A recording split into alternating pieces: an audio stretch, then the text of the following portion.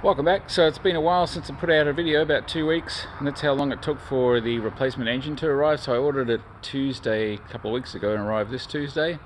So now it's Thursday, so I'm going to put together a bunch of clips here that just shows you what I've been doing while I was waiting for that to come, and then also now it's here, getting everything swapped over. So let's take a look. All right, as you can see here, I've gone and trimmed off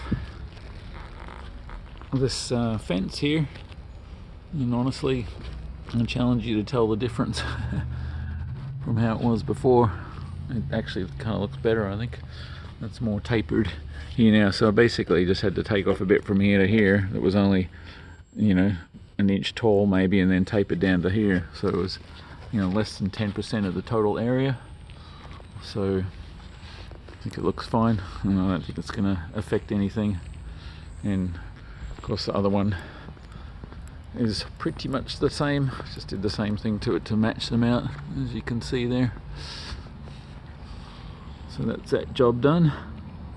And down under the fuselage here you can see I've mounted that static port, pitot static port, so we'll try it there and see how that works. And I've connected it up, just the static side of it. I still have the tape and stuff on here. I'm not going to take that off until I'm happy that I'm not going to be using that anymore, because that was working fairly well, just not like perfect. So we'll see. Anyway, I'll have to try that out and get it airborne next. Alright, the engine has arrived, and this is how it looks straight on the pallet here. So with just a few straps holding it down here, there's one strap here and there's two other straps underneath here. So we'll get it all opened up and have a look at it. Alright, this is what we're dealing with. It looks pretty good so far, but I haven't had a chance to look over everything. There's a couple of things that are damaged, but nothing that I can't swap from the other engine. So it should be alright, but there's a bunch of things that have to come off, obviously, that have been swapped out. But overall it looks clean. It doesn't look like it's had sort of any like a lot of oil leaks or anything like that around it. It's pretty nice and clean, so should be good. We'll see how it works out. Alright, so making quite a lot of progress. There's the old engine, here's a new engine. I've got most of the things pulled off, still got to pull a few more things out. I'm not going to go into a ton of detail because I just want to get this done, but as you can see there, intake's off and high pressure fuel pumps out and all that sort of stuff. So still got a few more things I've got to pull off of there, and then I can start putting things back on. I've already moved a couple of things over that need to be moved over, but yeah, still a bunch of work to do, but we'll just get on with it and see where we get to. Alright, so further along now, got the high pressure fuel pump back in there, oil cooler back in, after having to pull it out to change pumps.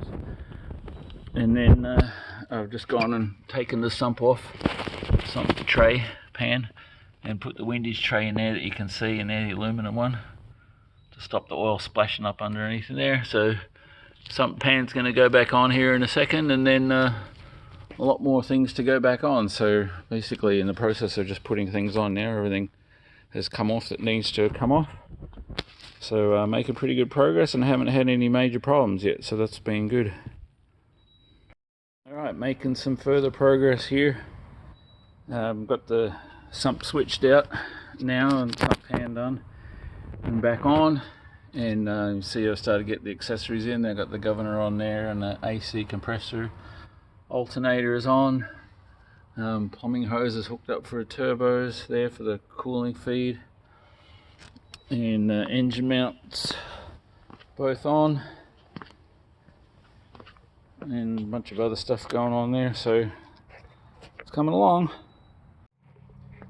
And finally, now I have everything back on that's going back on before it goes back into the aircraft, so including the serpentine belt and the other belt for the redrive, for the governor I should say.